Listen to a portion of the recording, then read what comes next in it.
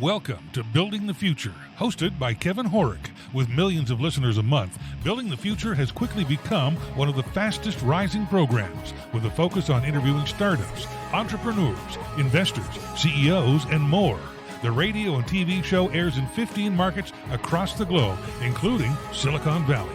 For full showtimes, past episodes, or to sponsor the show, please visit buildingthefutureshow.com.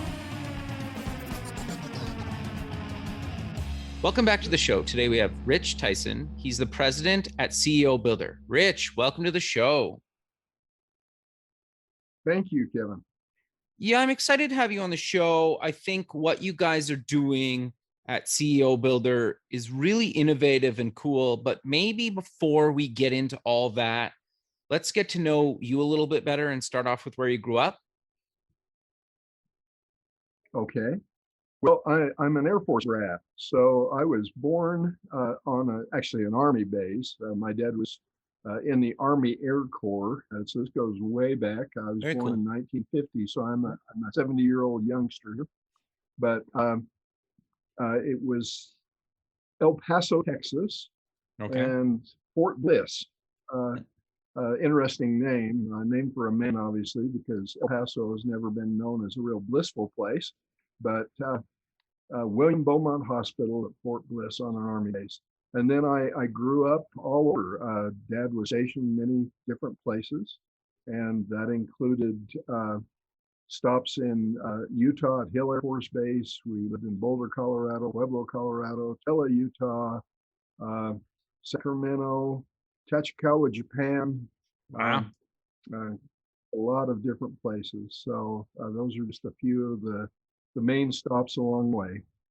Very cool. So you went to university, well, a few universities. Walk us through what you took and why. Oh, okay. Well, I started off at Utah State University up in Logan, Utah. And initially I saw myself as a future doctor. And so I was pursuing the fundamental basic courses of pre-med. And that seemed to be just a great idea until I got hit by a chemistry buzzsaw. And that pretty much took me out of the desire to be a doctor. I just didn't understand the concepts of chemistry nearly well enough. Of course, as a freshman, I was immature enough that I didn't put any more effort into it, decided to change my major.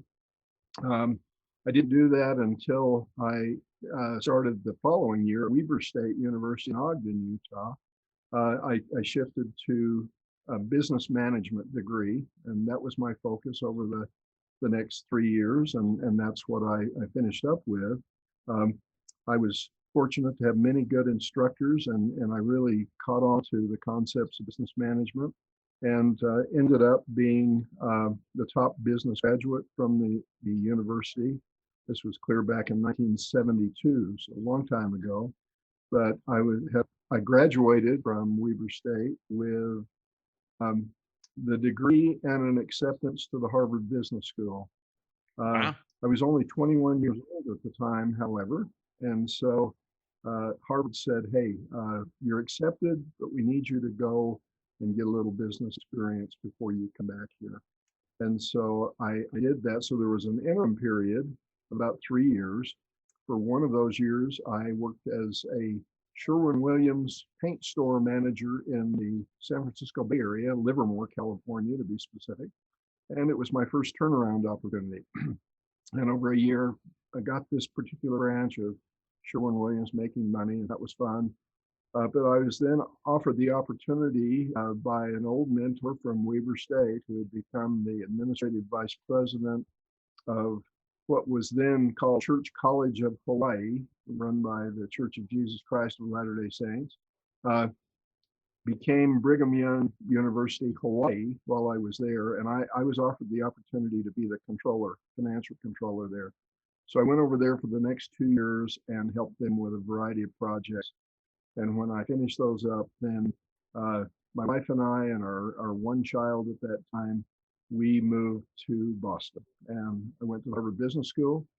My focus there initially was on general management, but over time, I became increasingly focused on agribusiness and wrote some papers and did some research on use of the futures market to do hedging, uh, to hedging profitability on a variety of commodities, and had a good time with that.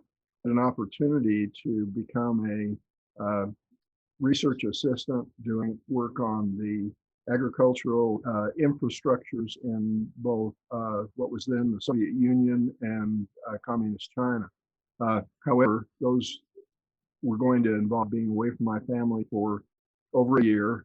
And so my wife and I decided that that wasn't conducive to a good marriage, so I didn't take that. I had a lot of interviews for jobs coming out of Harvard, most of them in the agribusiness area. Surprisingly enough, though, the one that was most appealing to me was Avery Label in Southern California. They offered me the opportunity to have P&L responsibility for 8 different products, and wow. that's where I ended up after Harvard. So that's kind of the quick academic version. I did work while I was at Harvard for the Jewel Foods organization doing financial forecasting with them. So there was some connection to agribusiness, but it was more in the retail end of things. Interesting. So you've done CEObuilder for over 3 decades now. Walk us through exactly what did you guys, or like what made you originally decide to start CEObuilder, and how has it evolved and changed over the last 30 years? Thank you. That's a great question. This started as a lifestyle business for me. You may have already detected that keeping my marriage solid is very important to me. Sure. And prior to starting CEObuilder, I was on a plane all the time. I had started my own consulting business, and it was really general management consulting. And I had work all over North America.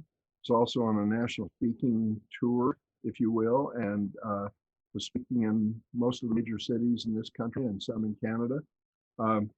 And for a while, that was a great trip, and money was good. But after a while, my wife and I at this point had 6 children. And she said, "Hey, I would really like to have you at home more. Can you figure out a way to be here?" And here was at this point Utah. She's a Utah girl, and we had come back to Utah. And so we sat down together and tried to figure it out, and finally decided that if I focused on small businesses in the state of Utah and did CEO forums for these small business owners, entrepreneurs, and so forth, that I could probably build a business that would allow me to stay home. And initially, that was really, really challenging because it was just a startup from nothing. And although I had a pretty good resume, it was the Utah economy was not what it is today. You may have seen in the most recent Wall Street Journal or two that Utah has the top business economy in the country right now by a number of different metrics. But at that time, that wasn't true. And so it was really challenging to get started. But I did it in order to get off a plane, be home, be dad, do the things that need to be done for my family. So that's how it started. From there, initially, again, quite a grind to get up and running. But over the last 3 decades, it's become a real labor of love, if you will, a passion for me, and I have just thoroughly enjoyed it. But it was tough getting it off the ground. No, that makes a lot of sense. So